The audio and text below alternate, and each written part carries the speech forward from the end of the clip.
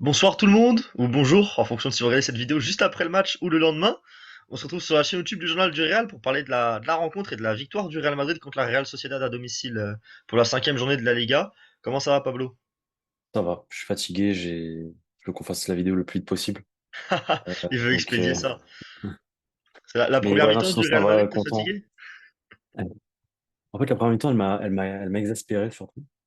Parce que, en fait, c'est ces fameux commandements du Real. Il y a des commandements au Real, des lois qui sont éternelles, qui sont là tout le temps, hein. Les joueurs, ils passent, mais quand tu portes ce maillot, c'est toujours pareil. T'as beau avoir je sais pas, la meilleure équipe du monde, non. Ça joue, Il faut prendre le premier but. approximatif. Voilà. T'as la loi du premier but. T'as la loi des ex. T'as la loi des ex. Là, c'était Kubo Après, ce ça, soir qui met la misère. c'est pas le seul club, hein. Ça, on a un peu l'impression que c'est tous les clubs, hein. Après, c'est parce que je suis spécialisé Real Madrid et je Mais suis le Real Madrid depuis ça le arrive milieu. beaucoup au Real, oui. Et puis le Real Voilà. a beaucoup d'ex aussi. Je crois que j'avais vu un tweet passer là-dessus.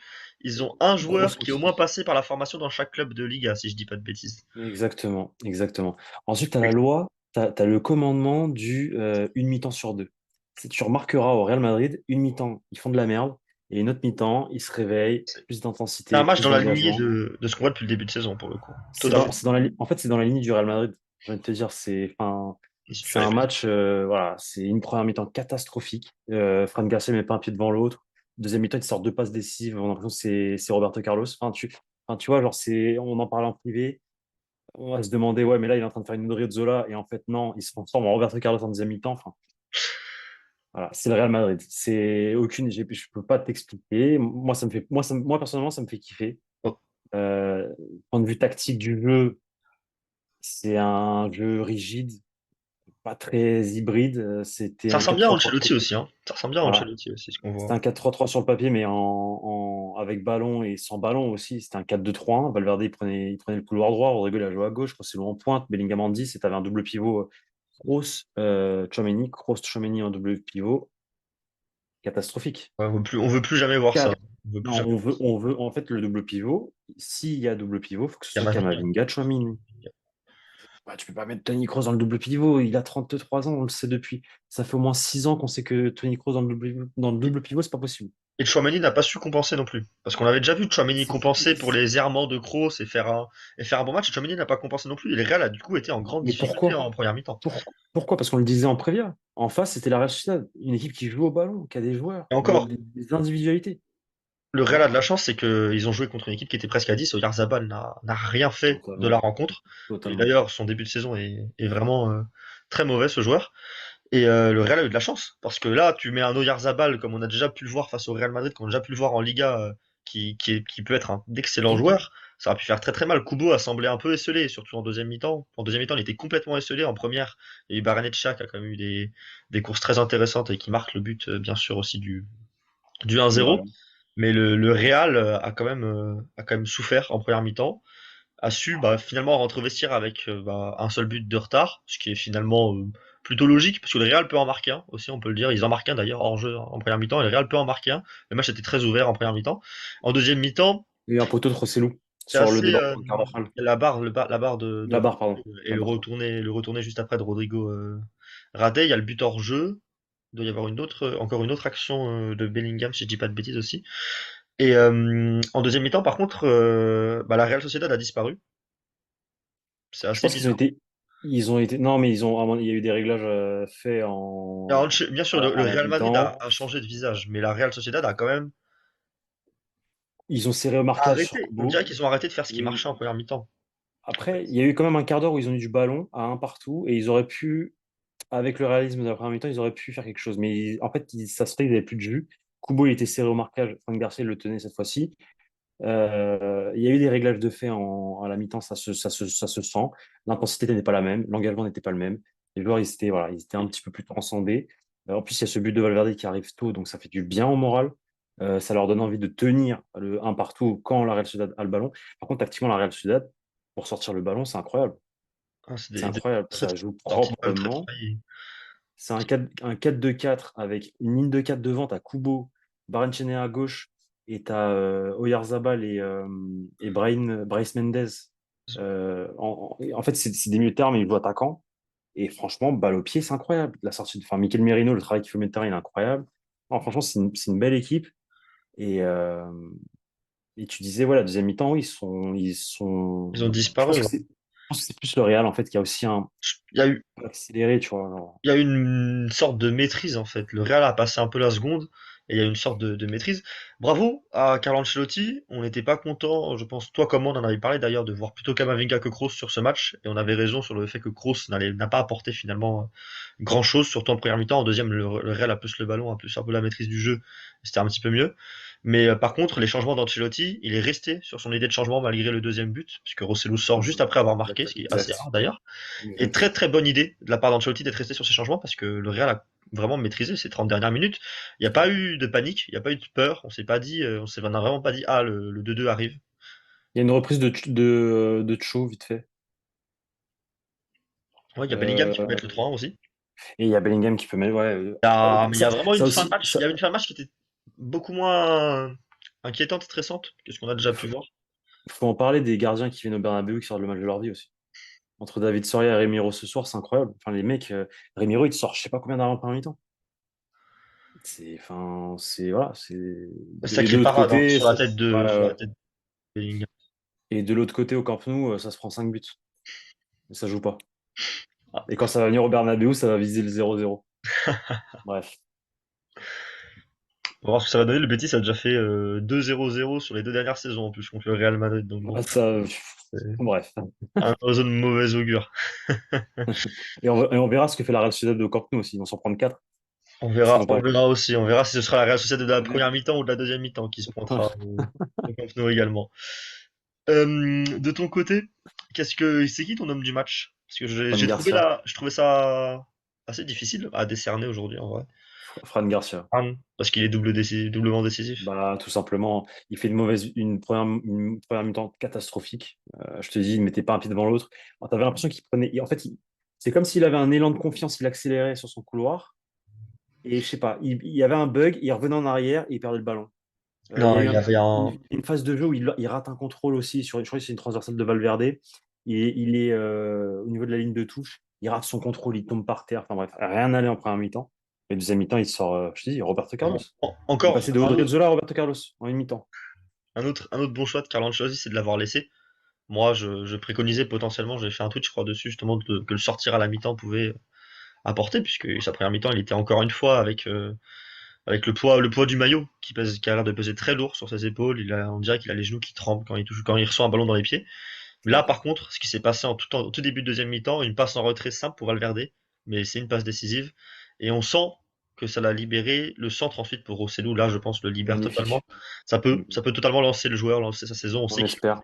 que le On talent, espère. tout est là. C'est Fan Garcia. Je pense que c'était que dans la tête et dans le côté confiance qui me manquait depuis le début de saison. Et espérons que du coup ça lance totalement sa campagne, puisqu'en plus il y a le retour de blessure de Mendy derrière, donc là c'était le bon moment pour sortir cette prestation. Je suis C'est d'accord clair. avec le fait de le nommer homme du match, la Liga aussi le nomme homme du match, c'est logique, doublement décisif dans un match qui finit 2-1, il n'y a pas non plus 36 questions. Bellingham, encore très très fort ce soir aussi quand même, je pense on peut le mentionner, il fait un petit Bellingham, il fait un sacré match. Il met impressionnant. pas un but de peu parce que tu as Remiro qui sort un arrêt de ouf. Non, et ouais, non, Bellingham, encore une fois, à la récupération, à la création, à un moment donné, il te lance une passe toute simple du pied gauche. Je crois qu'il va la mettre pied droit, il l'a fait pied gauche non, pour Valverde en profondeur sur le Pour le côté but hors droit. jeu aussi, la passe elle est incroyable. Voilà. Enfin, il joue avec une simplicité, une facilité. C'est juste un régal de le voir jouer au Sa, football, ce mec-là. sa Et ça fait compréhension du kiffer. football, c'est Ah ouais, incroyable. non, c'est incroyable. Et il a 19 ans. Soit quand l'équipe a le ballon, quand l'équipe n'a pas le ballon, t'as vraiment l'impression qu'il est toujours au bon endroit au bon moment. C'est clair. J'ai un peu l'impression d'un Thomas Müller sur ce point-là. Un peu, ouais, c'est vrai. C'est Un peu vrai, c'est vrai. l'impression d'un Thomas Müller, ce qu'on voit depuis le début de saison au Real Madrid. J'ai un peu C'est l'impression vrai. d'un Thomas Müller. Après, il y a l'aspect physique qui est quand même différent entre les deux joueurs. Je pense que Bellingham est peut-être un poil plus impliqué à la récupération, je dirais. Mais j'ai vraiment ce petit côté Thomas Müller d'être vraiment toujours au bon endroit, au bon moment et de sentir le jeu C'est comme vrai. peu de joueurs le sentent. Et je m'attendais peut-être pas à ça finalement aussi vite. Et là, C'est c'est vrai. Moi non plus. encore aujourd'hui, c'est impressionnant. Son match est vraiment très bon. C'est juste il était décisif sur les 4 matchs d'avant, donc là, il ne l'est pas ce soir. Donc, on va mettre la performance peut-être un petit cran en dessous, Ouais, mais après, il mais fait c'est son un match dans 7 le jeu, en au lieu fait. des 7. C'est un 7 au lieu d'être un 8 comme sur les autres matchs d'avant, quoi, tout simplement. C'est Ouais, Il est totalement compréhensible vu sa performance d'un point de vue collectif, d'un point de vue tactique, d'un point de vue tout, en fait. Et il apporte énormément à ce Real Madrid et ça risque d'être bah, le joueur déterminant cette saison, hein, si, avec Vinicius. Donc, on va attendre le retour de Vinicius. Mais là, ouais, Bellingham, en tout cas, aussi rapidement. Moi, je suis impressionné pour un mec C'est de 19 impressionnant. ans, un Anglais en plus. Franchement, rien à dire. Par contre, j'aime beaucoup comment tu prononces Thomas. C'est quoi, c'est Müller? Je le prononce J'aime comme ça, beaucoup. comme À Jean-Charles Thomas Sabatier, j'aime beaucoup. Müller. À Jean-Charles Sabatier. Thomas Müller. Mais Ouais, non, non. Et sinon, encore une fois, je sais pas si je pense que je l'ai déjà dit dans les autres vidéos, mais la saison, le début de saison de Dani Carvajal, faut en parler. Le il peut être brassard, candidat à être homme du match ce soir. le brassard, ça l'a transformé. Mais C'est c'est un, une seconde jeunesse, c'est incroyable. T'as vu ah, mais son c'est coup de rein, incroyable. son coup de rein dans la Mais surface. c'est incroyable. C'est C'est un grand pont, c'est incroyable. un grand pont. Non, c'est juste une accélération, je crois, mais c'est incroyable de voir Carvajal faire ça. Ça fait Je, quoi? Ça fait depuis sa blessure 2018 qu'on n'a pas vu faire une accélération pareille, non? mec, moi, je suis un grand fan de Dani Carvajal. Je l'ai toujours défendu, même quand ça allait pas, vous le Voilà, savez. t'as raison là, Et, beaucoup là, il te donne raison. franchement, pour lui, parce que je le kiffe, je suis content. Je suis trop content. Et j'espère que ça va tenir. Apparemment, je sais pas si tu as vu l'interview avec Valdano, il y a eu des extraits. Il a dit bref, il se blessait énormément, etc. Et qu'il aurait, en fait, enlevé le gluten de son alimentation et que ça a fait un déclic, ça a changé quelque chose. Et il n'est pas allergique au gluten, hein, mais juste, voilà, apparemment, il mangeait beaucoup de gluten et que ça lui provoquait des inflammations au niveau articulaire, musculaire, Si, etc. Djokovic est sans gluten, je crois, depuis pas mal de Ok, termes de régime ok, alimentaire. Je me demande s'il n'est pas exact. devenu vegan aussi, Djokovic, entre-temps, mais je sais qu'à une époque, il était juste sans gluten, et pareil, il disait la même chose aussi. Pour prendre un exemple d'un autre sportif qui, pour le coup, pareil, est un grand sportif également. Après, c'est intéressant, je pense que ça a l'air d'être dans la tête, parce qu'il a quand même pas perdu son niveau, on l'a quand même vu par moment être au niveau qu'il est depuis le début de saison là, on l'a vu sur Totalement. les deux dernières saisons, par moment être à ce niveau-là. Il y a un match contre Liverpool notamment l'an passé où il avait été très très bon. Mais c'était en Ligue Et des Champions.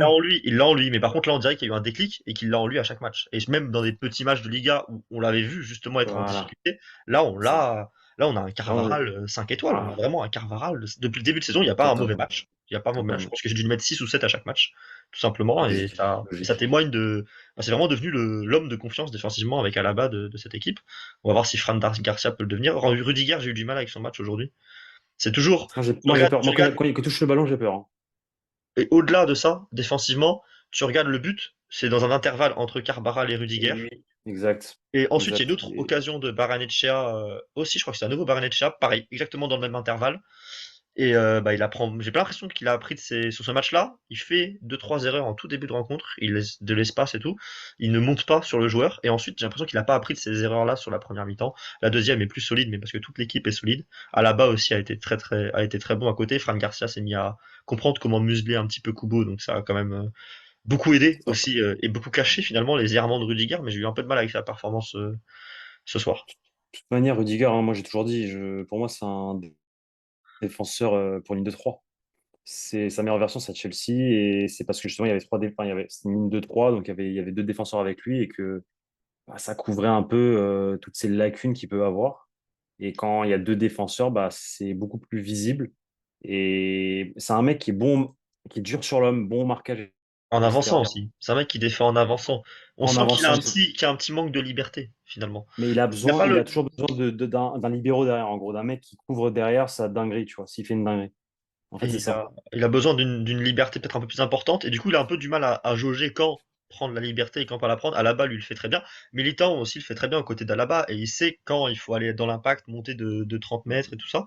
Et je trouve que Rudiger, il a surtout. C'est pas nécessairement qu'il n'a pas cette liberté-là. Moi, je pense qu'il est capable au Real Madrid. C'est juste qu'il a du mal à jauger quand prendre cette liberté. Et c'est pour ça qu'il a. Un peu mal, et qu'il a surtout un temps de retard quand même sur beaucoup d'interventions. C'est pas inquiétant, parce qu'il y a quand même aussi une bonne équipe en face aujourd'hui. Oui. Mais, mais c'est quand même pas le plus rassurant, sachant que toute la saison, dans tous les cas, ce sera la charnière titulaire militant Après, je, hier à la bas. je, je reviens sur mes commandements du début. Rudiger, il fait partie de ce genre de défenseur à la Sergio Ramos, le fameux commandement du je fais de la merde dans les petits matchs, je fais des dingueries, je prends des cartons rouges, enfin bref, comme Sergio Ramos à l'époque. Mais dès que tu as un classico, il est là. Ou dès que tu as un match contre Haaland, il est là. À l'époque de Lewandowski, avec le Borussia Dortmund. Ce match retour, ils s'en prennent 4 à l'aller. Ils s'en prennent 4 à l'aller. Au retour, Sergio Ramos, il fait le match de sa vie. Il isole Lewandowski, il lui met des. Enfin bref. il lui fait la misère. Lewandowski, tu le vois pas du match. Et en fait, Rudiger, c'est ce genre de défenseur. En fait, voilà, c'est ce genre de défenseur qu'il y a souvent au Real. Pep, c'était un peu ça aussi, jusqu'à ce qu'il devienne beaucoup plus calme et beaucoup plus posé avec Carlo Ancelotti, puis Zidane. Mais voilà, c'est le Real. En fait. C'est le C'est Real. un club de C'est le grands Real. matchs et de grandes compétitions dans tous les C'est cas. ça. Ça reste Bon, l'ADN du club. C'est un club qui gagne plus la Ligue des Champions que le championnat depuis 10 ans, tout depuis quelques années. simplement. Ouais. Il n'y a pas à aller chercher bien loin pour comprendre d'où ça vient. En tout cas, une rencontre qui est vraiment, pour le coup, assez difficile à analyser parce qu'elle est vraiment sur la continuité de ce qu'on a vu depuis le début de saison, je dirais. Je pense pas que ce soit le Tactiquement, il n'y a pas grand-chose à dire. Hein. match. Non, il y a assez peu de choses à analyser parce qu'en plus, il y a deux mi-temps qui sont tellement différentes. C'est vraiment une rencontre assez dure à finalement en tirer quoi que ce soit. La En fait, deuxième mi-temps, il y a une belle tu tires des leçons sur l'état d'esprit des joueurs, des mecs. bah, C'est-à-dire la réaction, tout simplement.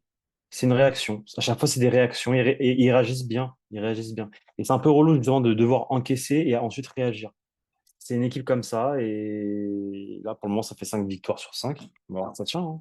mm. Bon, Il y a l'arrivée si de l'enchaînement des matchs là, avec un match contre Berlin ce mercredi. mercredi. Ensuite, Mm. à nouveau le derby, cette fois-ci ce week-end.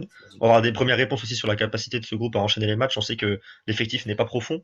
Donc, D'ailleurs, faut qu'on parle du calendrier parce que là, du coup, le Real joue un dimanche quand ça joue la Ligue des Champions.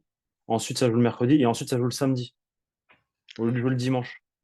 ensuite, il y a Alors donc que l'Atlético joue le mardi. il y a 8 jours, Sauf 7 ou que 8 jours l'Atlético joue ensuite mardi. en plus. L'Atlético joue le T'as, mardi. t'as- et t'as pas de. Oui, l'Atlético joue mardi et a joué samedi, si je dis pas de bêtises. Faut qu'on m'explique. Je L'Atlético comprends a joué pas. samedi soir. Et donc oui, il y a un manque de logique par rapport au positionnement du derby, puisque l'Atlético a eu deux fois un jour de repos, enfin aura un jour Eh de ouais, repos supplémentaire, eh pardon, ouais.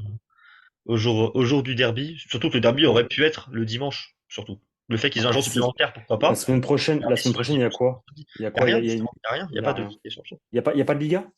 Pas de Ligue des Il y a de la Liga en semaine, tu crois? Je sais pas, je demande. Parce que des fois, ça arrive qu'entre 2 semaines Oui, je sais qu'il n'y a pas de de Ligue des septembre, Champions, ça, c'est sûr. voilà. Je regarde immédiatement s'il y Mais enfin, voilà, moi, personnellement, je comprends pas. Je comprends pas. Euh, et c'est assez fatigant, à force. Là, il fait vite. On avait dit une vidéo de 10 il y a minutes. de la Liga, si je dis pas de Voilà. bêtises et que je sais lire un calendrier, il y aura de la Liga en semaine. Ok, voilà. Et le Je Real me est disais. prévu de jouer à domicile contre Las Palmas Ok. à 19h le 27. C'est donc le mercredi, je pense. Me dis pas que c'est le mardi. Non, c'est le mercredi, c'est le mercredi, c'est le mercredi. Du coup, ils auront un petit jour de repos. Ouais, c'est le mercredi. Mercredi. Mercredi, 19h. C'est le mardi, ça aurait fait beaucoup. Ça aurait fait beaucoup quand même, d'enchaînement de matchs tous les 3 jours. Sur ce, on a fait un beau tour de cette rencontre contre la Real Sociedad. Je te remercie Pablo d'avoir fait cette vidéo avec moi. Dites-nous en Merci à toi. commentaire quel est votre homme du match. Est-ce que c'est Fran Garcia? Est-ce que c'est quelqu'un d'autre? Peut y avoir d'autres candidats. Pour le coup, on en a parlé, Bellingham, Carvajal. Et puis on se retrouve très bientôt pour le début de la Ligue des Champions, tout simplement, pour le Real Madrid, le retour de l'hymne de la Ligue des Champions au Bernabéu, au nouveau Ça fait Bernabéu. plaisir. Ça fait Ça fait plaisir. plaisir, on en parlera bien sûr en avant-match et en après-match, logiquement avant cette rencontre contre l'Union Berlin. Merci Pablo, merci à vous d'avoir regardé cette vidéo jusqu'au bout, et bonne journée ou bonne soirée à vous. Salut! Ciao les gars.